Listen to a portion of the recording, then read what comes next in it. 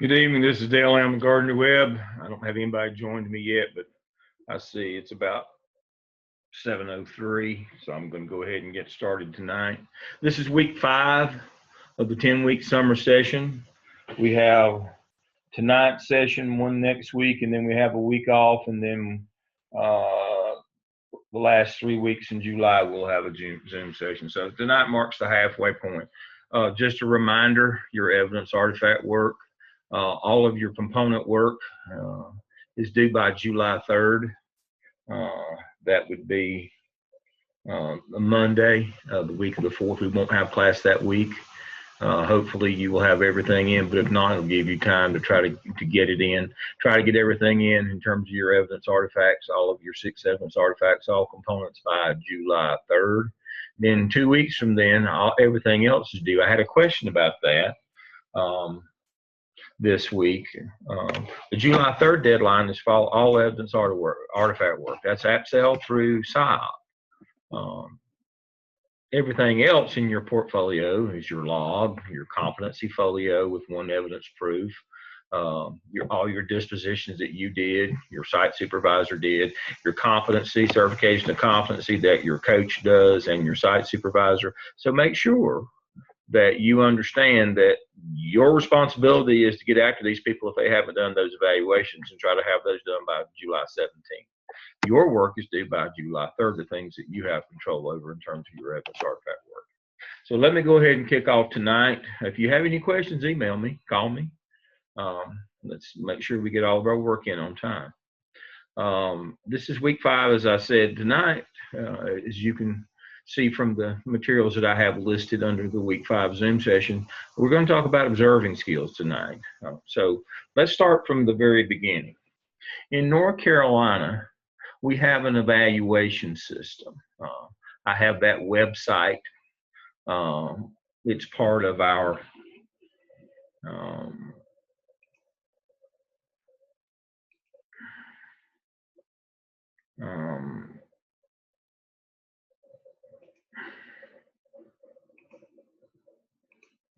it's this button here. I have a link to the North Carolina Teacher Evaluation Manual.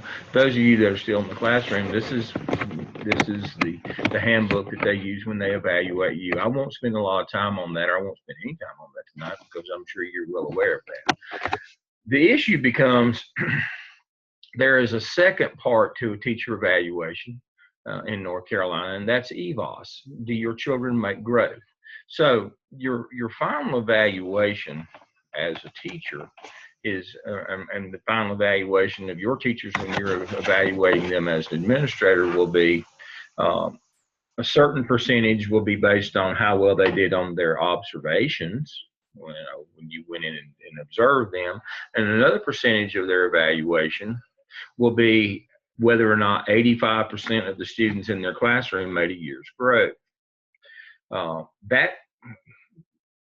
That split, or that combination of those two numbers, it's about 80-20 now. I understand maybe 75-25 in some districts where that much more heavily weighted on observations. The goal is to eventually get in North Carolina to where teacher observation will be 50-50. Half of your observation of your summative score will be based on your observations, and the other half will be based on whether your students made growth or not. That's where we're headed as we move into the growth score, or the growth accountability model, rather than comparative accountability. So it's going to matter whether your kids make growth or not. And so let me first talk about what your job is as an administrator evaluating teachers on their observations. What you're looking for, not so much in terms of content, but process, how to teach, how they're teaching, the strategies that they're using to convey the material. We have a standardized curriculum in North Carolina. It was formerly the standard course of study, and now it's kind of a hybrid common core. But regardless, you don't make that decision. That's well above your pay grade. Even people at the district level don't make that decision in terms of what you're going to teach. Your job is how teachers teach. And so when you go out using that evaluation manual, as I said, it's right here, the link to that. What you're looking for is how they teach, the process of teaching. All curriculum, all school is content and process. And so the content's already decided. You're interested in the process that teachers are using. So part and parcel of that is Marzano's high yield strategies. North Carolina adopted McReal years ago, which is Robert Marzano's Midwest Consortium. And even though we might change the names, we're still basically working off high yield strategies. I have a couple of the documents here. One of the things we can know what they are, questioning, including similarities and differences, non-linguistic representation, cooperative learning, homework, etc. The trick is what do you look for? I see Kenya's just joined me. What do you look for when you go into a classroom? And so new share.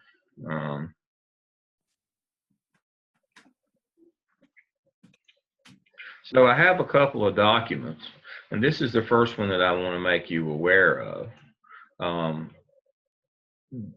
Marzano's High Yield Strategies by obviously Robert Marzano. But what I like about this document that I have for you here is high yield strategies, what percent gain that you'll get or variance, if you were looking at it statistically, that these strategies make in test scores, what the research says in terms of what you should do. Instead, students should compare, classify, create metaphors, analogies, and non-linguistic or graphic representations. But more importantly is this right-hand column over here. So what I have for you here is how it looks in the classroom. You should laminate this and have it on a one-sheeter. When you go into the classroom, you should be looking for these types of examples. Now, I don't mean to be ugly, but we all know that teachers, and myself and yourself probably included, we all know that teachers probably operate a little bit differently the day they know that they're going to be formally evaluated. These clues here tell us whether they're using these strategies every day or not, or whether it's just a one-off when you're in their room. That's what I like about it. I believe that teachers as a group, as long as we've been in formal evaluation, which is now getting close to 30 years, that I think teachers pretty much understand that they can't just do it on the day that they're being evaluated, but you never know. And so this is how it looks in the classroom. So this is the column that's important. When you're going in and doing formal observations of teachers in the North Carolina Teacher Evaluation System, you're looking for the high yield strategies that link back to McReal, which are a part and parcel of our evaluation system of teachers. But more importantly, you're looking for these things in the classroom that show you that these things are being utilized on a regular basis and not just when you're doing evaluations. For example, thinking maps, T-charts, Venn diagrams, classifying, analogies, cause and effect links, compare and contrast organizers. These are evidence things that you should see in the classroom. If you don't see these, then I would question whether they're doing this on a regular basis or whether this is just a special lesson for when you came into the room. Summarizing and note teacher model summarization techniques, identify key concepts, bullets, outlines, clusters, narrative organizers, journal summaries, breakdown, assignments, create simple reports, quick writes, graphic organizers, column notes, affinity diagram. These are evidences of things that you should see in the classroom if teachers are in fact using these things. And each one of these has what you should, these are evidences, I guess, or proofs that you should see in a teacher's classroom if they're using high yield strategies on a regular basis and effectively. And it has them for all of these.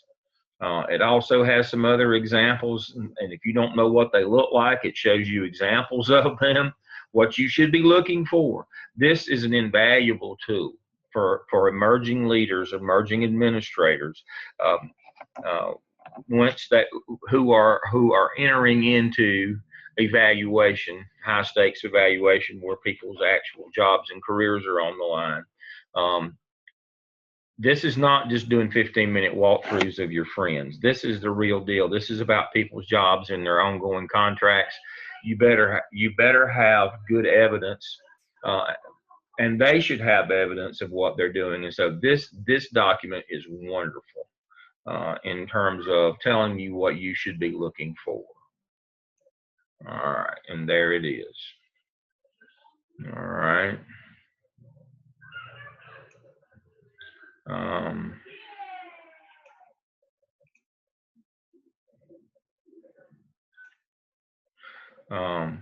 This summarizes the 9 high yield strategies. The second page is always up down. This is a companion to the first one. This more explains what they're doing. This is what you might work with teachers with if they're not doing these things. It's more of a primer for the teachers what they should be doing, but this is a companion to the first one, and it's excellent.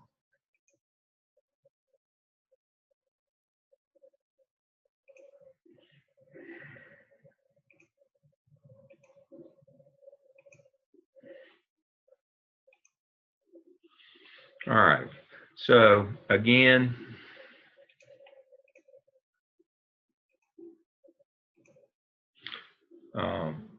those 2 cards are here, Marzano 1 and 2, that are the practical application of how to do teacher evaluation. The manual is right here. This is simply a link or the PDF to the PDF for manual. If you don't, you can go online and Google and pull this up. If you haven't read this thing and you're being evaluated by it, you need to make sure that you go and see this manual. This is what you're going to be using. This outlines the actual process of evaluation. So there it is. Now, as I said, eventually, right now, it's about 80% of a teacher's final score. Eventually, it'll be 50-50. The 20% now, and that will eventually become the other half of that 50, is EVOS.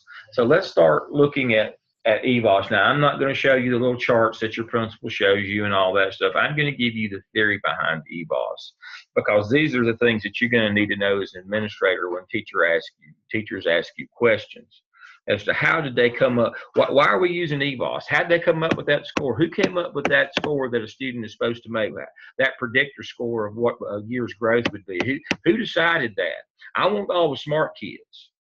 EVOS is a linear regression. It's an algorithm built from a linear regression that takes in dependent variables that contribute to the independent variable, which is that raw score. So let's look at that.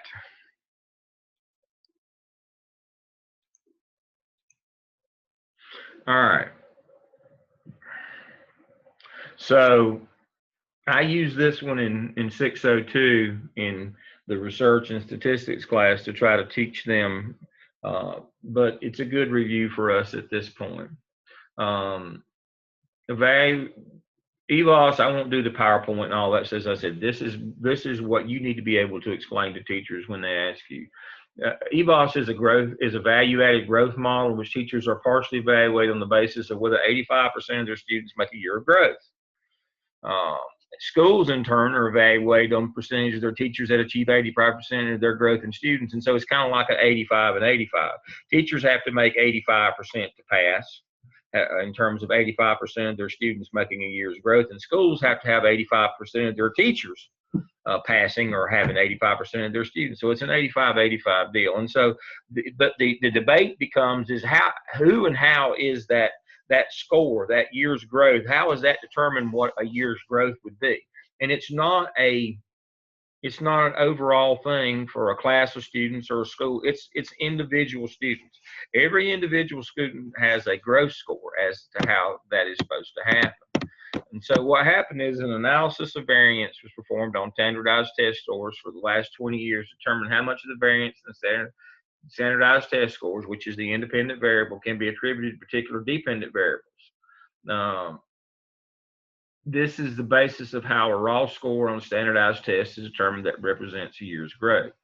The formula for determining represents a student making year growth is a linear regression, which all the variance is added together. So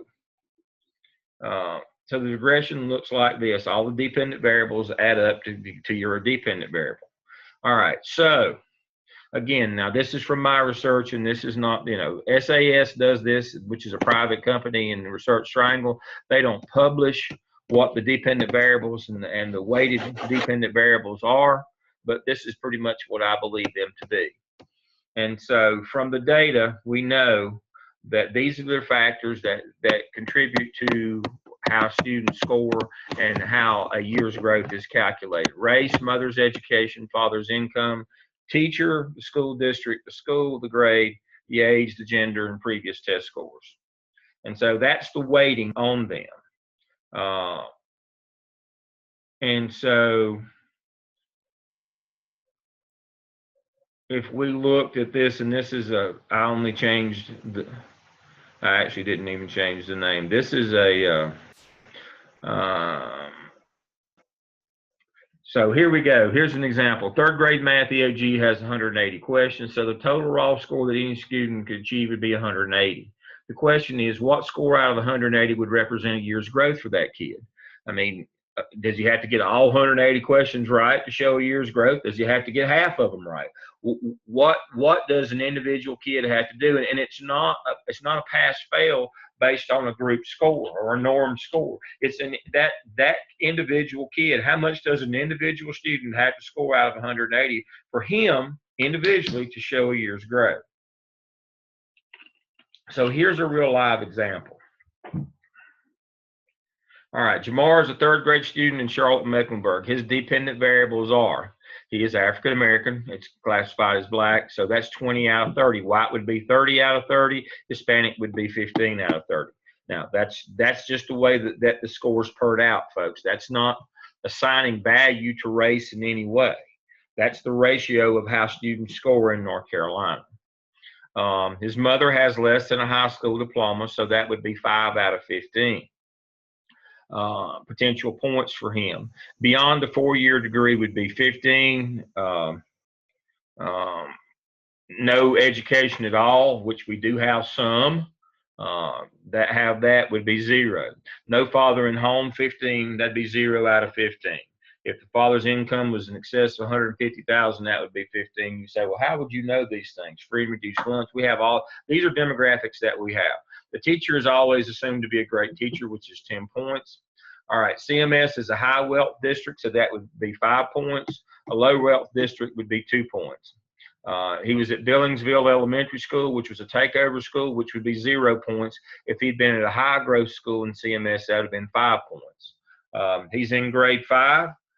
He's in 3rd grade. He's not a repeater, so he gets 5 points. However, he's 9 years old in the 3rd grade. He was developmentally delayed, so that's 3 out of 5 points. If he'd been 8 years old in the 3rd grade, that'd been 5 points. Gender is 5.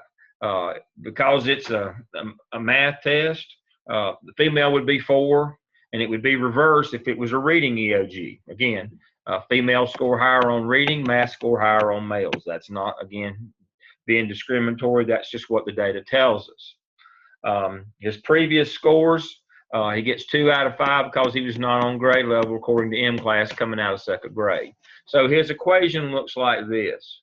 20 plus 5 plus 0 plus 10, 5, 0, 5, 3, 5, 2 equals 55%. So we multiply that by the possible raw score of 180 times 55%. So Jamar has to score 99, a raw score of 99 out of 180 to be considered having made a year's growth. That's the way it works, folks. Again, this model is under week 5. It's individual for every kid. I believe these to be the relevant factors in the data. Race, mother's education, father's income, teacher, school district, school grade, age, gender, previous test scores. Now, the only thing that you can control, there's only 2 things that you can control as a school administrator: the teacher, and making sure that you don't detain kids or retain kids. But other than the things you can't control, race, mother's education, father's income, teacher has the biggest amount of impact. It's somewhere between 0 and 10. And that's usually what either makes or breaks in terms of making the test, making the grade, making that year's growth is that teacher input. All the rest of these things are fixed, and they're accounted for. And so when I get teachers who say, "Well, I want all the best kids," well, you get the best kids, they've got to score a lot higher. This makes the growth model is by far the most equitable for everybody. In terms of we take into consideration all these things that matter in terms of how a kid scores. Um, and so this will eventually become half of the teacher's evaluation. Does Jamar make 90, does 85% of the students in her room, Jamar being one of them, make growth or not?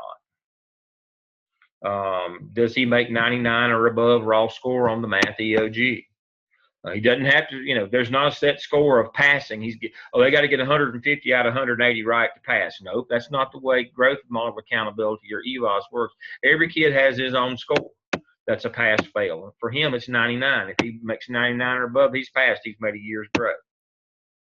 And so there is no arbitrary figure for groups of kids. There's an individual figure for every kid in EVOS. We'll eventually get there where that's half of a teacher's evaluation. As I said, it's between 20 and 25% now. The other half of the teacher evaluation at this time is on formal observation, which go back to McReal, Marzano, high yield strategies. And what I've got, the cards that I have for you tonight are things that you can work with teachers on. This is what I'm going to be looking for in your room.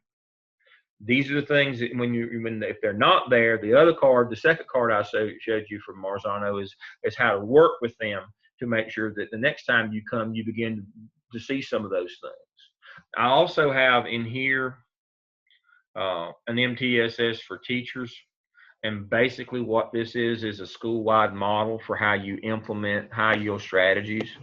This is what I believe is how it should be. I've got it quarter by quarter, all through the year, and what you need to be doing as a school administrator to make sure that your teachers are using high yield strategies. I call it MTSS. Obviously, that's a play on the MTS, multi-tiered system of support that we give students. I think we need to give teachers that same system of support. And so on the EVOS document that I have for you, the 602 lesson plan, I also have put on here an action plan of how I believe that schools ought to make sure and not just hope, but plan for success on teachers using high yield strategies. So I have that document for you as well.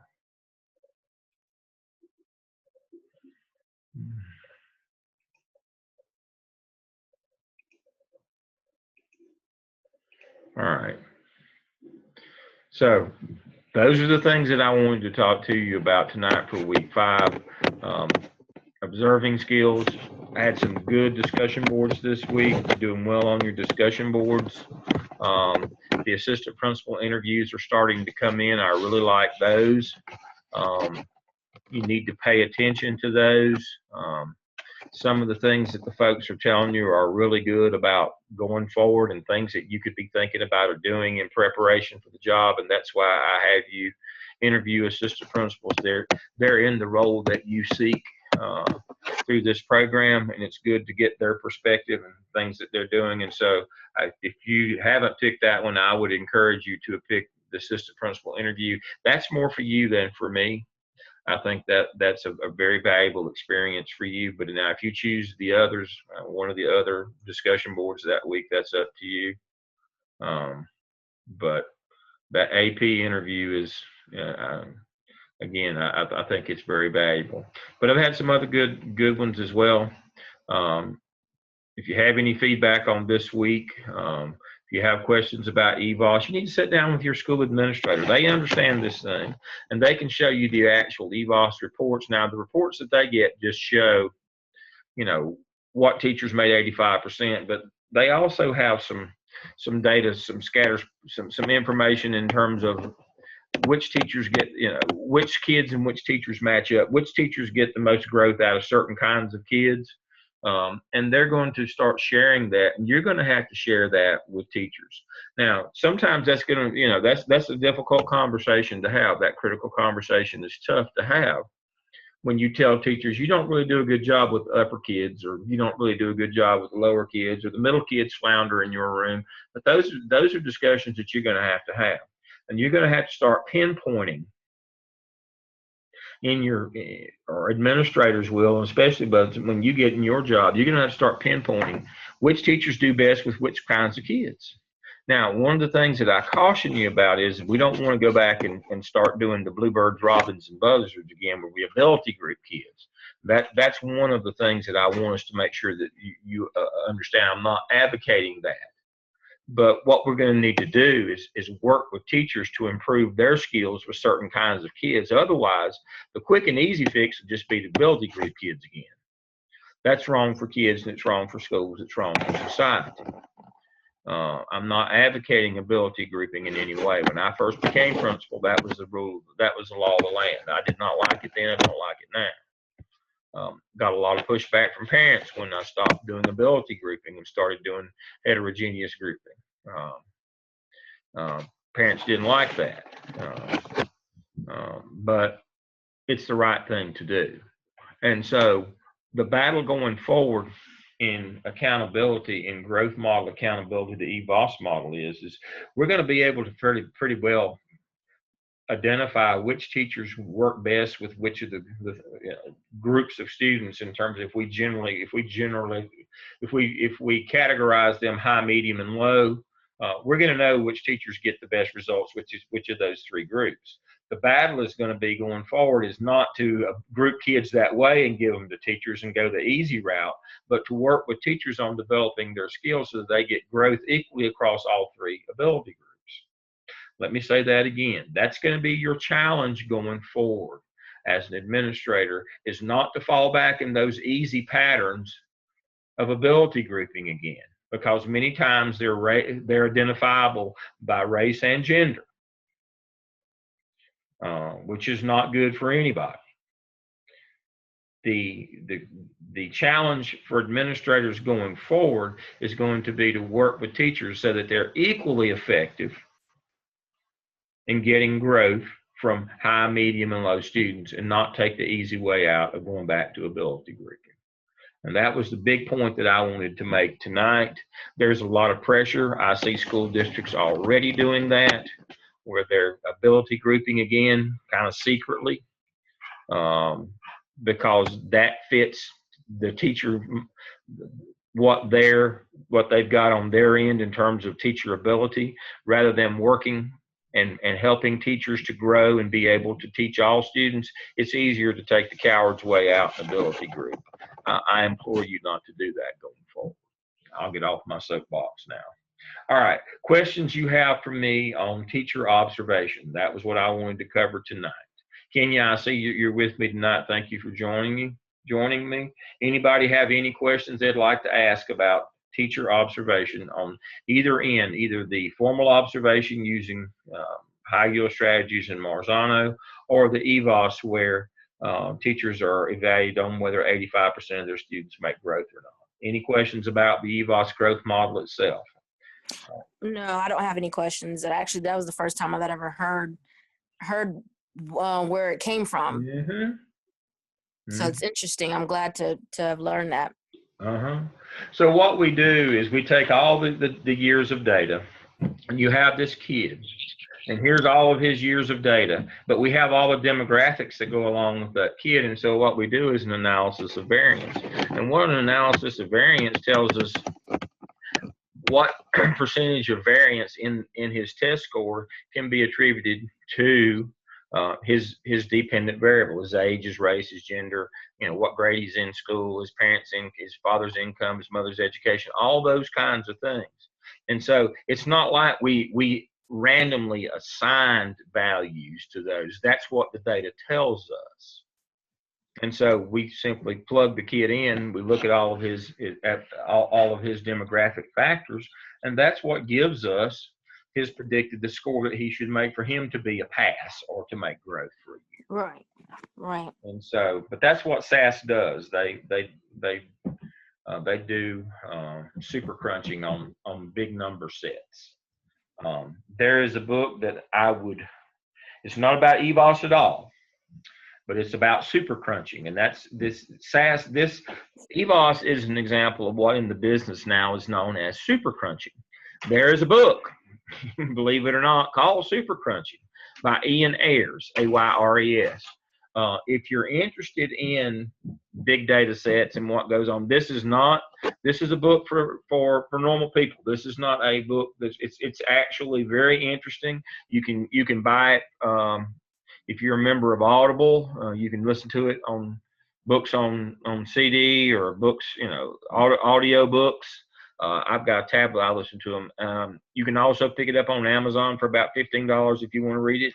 But basically, it talks about this is the future of data is super big data sets, and it tells us, and that's what it gives us insight into the particular problem that we're working on.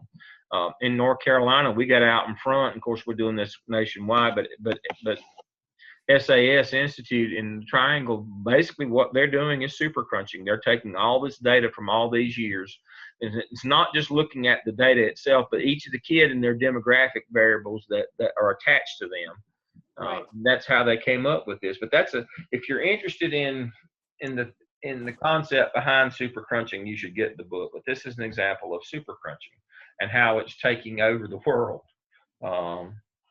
The book by Ayres is a really good book, and it's actually entertaining. It's not written for statistics geeks. I mean, it's very understandable to read. It's actually a really good listen as well. All right, anything else, anybody, for the good of the group tonight? As I said, we'll be together next week, and then we'll go to break. And so if there's anything else, I will see you all next Wednesday at 7 o'clock. Everybody have a good week. All right, you too. Thank you. You're welcome. Bye-bye.